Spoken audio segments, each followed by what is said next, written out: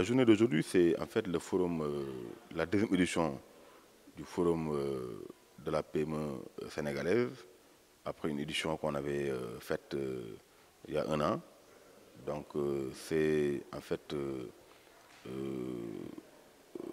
une rencontre qui permet en tout cas à l'ensemble des acteurs de la PME de réfléchir sur les problèmes auxquels les petites entreprises sénégalaises sont confrontées et proposer également un cadre, n'est-ce pas, des réformes, n'est-ce pas, pour sortir en tout cas nos PME de ces problèmes-là. Donc voilà un peu, c'est ça aussi, c'est un peu l'objectif. Le thème maintenant de cette année, c'est que c'est les PME, n'est-ce pas, championnes. Donc, comme vous le savez, hein, au Sénégal, aujourd'hui, nous avons, avec le plan Sénégal émergent, atteint des taux de croissance très élevés.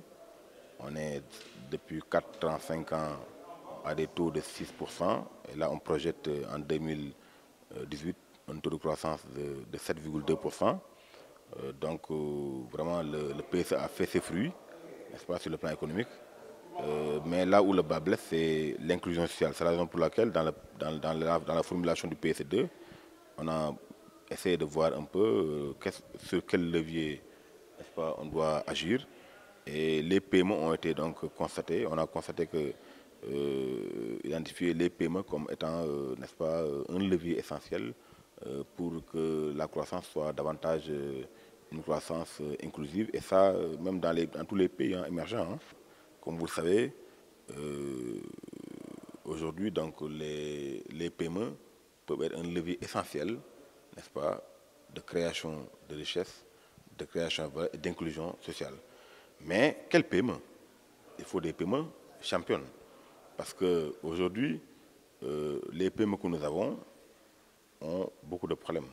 Des problèmes, n'est-ce pas, de compétitivité, des problèmes d'accès au marché, des problèmes d'accès au financement.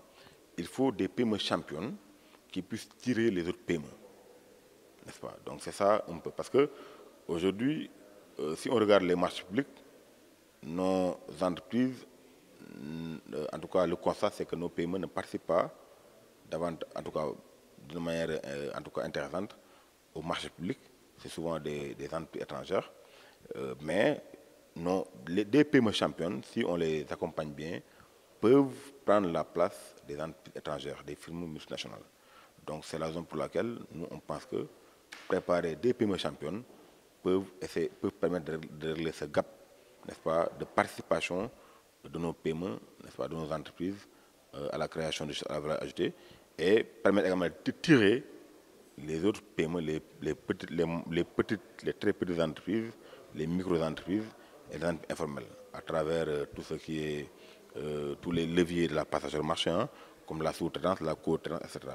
Donc pour nous, n'est-ce pas, créer des PME championnes est la solution pour créer davantage de richesses, mais des richesses inclusives, des richesses durables. En marge de ce forum, hein, il y a une session,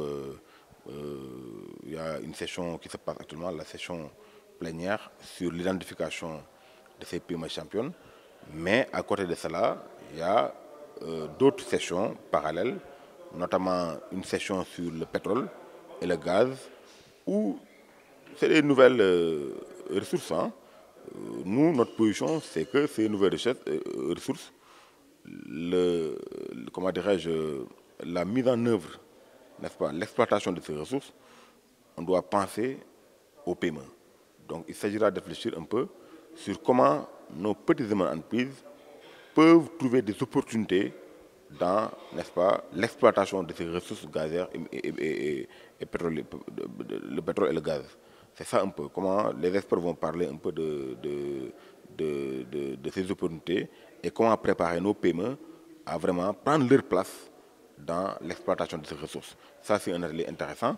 L'autre atelier, n'est-ce pas, c'est sur, n'est-ce pas, tout ce qui est la grande distribution. Aujourd'hui, on parle de Auchan, n'est-ce pas, de Casino. Il s'agira de réfléchir comment, au lieu de dire qu'Auchan, c'est pas bon, Casino, etc., il s'agit de voir comment, aujourd'hui, comme on le fait dans tous les pays, comment trouver, en tout cas, des partenariats, n'est-ce pas, opérationnels entre ces grandes distributions et nos PME pour que vraiment qu'on ait en tout cas un commerce, n'est-ce pas, gagnant-gagnant entre ces grandes distributions et les petites entreprises. Bon, la difficulté, comme vous le savez, les PME aujourd'hui, et c'est ça sera l'objet même de l'atelier de demain, parce que la principale difficulté auxquelles les PME sont confrontés, hormis la question de la performance, de la formalisation, parce qu'aujourd'hui 97% des PME sont informels d'après l'enquête nationale, d'après le recensement général des entreprises, 97% des PME évoluent dans le secteur informel et tout le monde sait qu'une PME qui est dans l'informel aura des problèmes pour accéder au financement, aura également des problèmes pour accéder au marché public. Et donc si on n'accède pas au financement au marché, on ne peut pas en tout cas survivre. Ça c'est un problème, la formalisation. L'autre problème c'est la compétitivité. Nos PME ne sont pas compétitives aujourd'hui. C'est ce qui fait que souvent les entreprises étrangères, n'est-ce pas, damnent le pion à nos PME parce que nos PME ne sont pas compétitives sur le plan national, mais également sur le plan international. Nos PME ont des problèmes pour exporter. Donc compétitivité prix, mais également compétitivité qualité. N'est-ce pas? Ça aussi c'est un autre problème. Et un autre élément également, c'est l'accès au marché. Nos PME sont là, mais on des problèmes pour accéder au marché. Donc le code de marché a fait beaucoup de... On doit revoir ça, hein, mais également les PME également doivent s'adapter, n'est-ce pas, sur les soumissions, aller vers l'information, préparer, n'est-ce pas, le dossier d'appel d'offres pour accéder, gagner des marchés. Et le dernier élément le plus important, c'est la question du financement. Nos PME ont des problèmes d'accès réel au financement. Parce que ce qu'on propose, ce que les banques proposent, n'est-ce pas, l'offre de financement n'est pas adaptée aux besoins des PME. Parce que les banques proposent souvent des financements long terme, alors que les PME ont besoin des financements de courte période. N'est-ce pas? La garantie est là, parce qu'un start-up ou bien une PME, souvent si vous le demandez de donner des garanties, la garantie c'est un problème qui est là, n'est-ce pas? Donc tout ça, c'est des problèmes. Le taux d'intérêt est également très élevé. Tout ça, c'est des problèmes qui sont là. C'est pourquoi demain, la réflexion de demain va porter, c'est une table ronde qui va porter sur les stratégies de mobilisation des ressources pour les paiements et les sources de financement innovants, en tout cas pour la petite et moyenne entreprise. Donc c'est ça. Et en dernier lieu maintenant, c'est l'environnement des affaires également qui n'est pas très propice à la PME. C'est vrai que l'État a fait beaucoup de choses, beaucoup de réformes qui nous a valu en tout cas des progrès en termes de rang. On a gagné des points dans le Doing Business, le rapport Doing Business.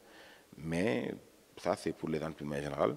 Pour les PME, il s'agira vraiment dans le cadre en tout cas pour la compétitivité de la PME, il s'agira d'améliorer davantage, d'assainir davantage le climat, l'environnement des affaires de la PME, n'est-ce pas? Et dans le cadre du PSE2, n'est-ce pas, il y a beaucoup de réformes qui sont prévues et on pense qu'avec ces réformes-là et la nouvelle loi sur la PME, la loi sur le développement de la PME, on espère que vraiment ces réformes pourront booster davantage, n'est-ce pas, améliorer le climat des affaires, permettre nos PME d'être davantage, en tout cas, compétitives.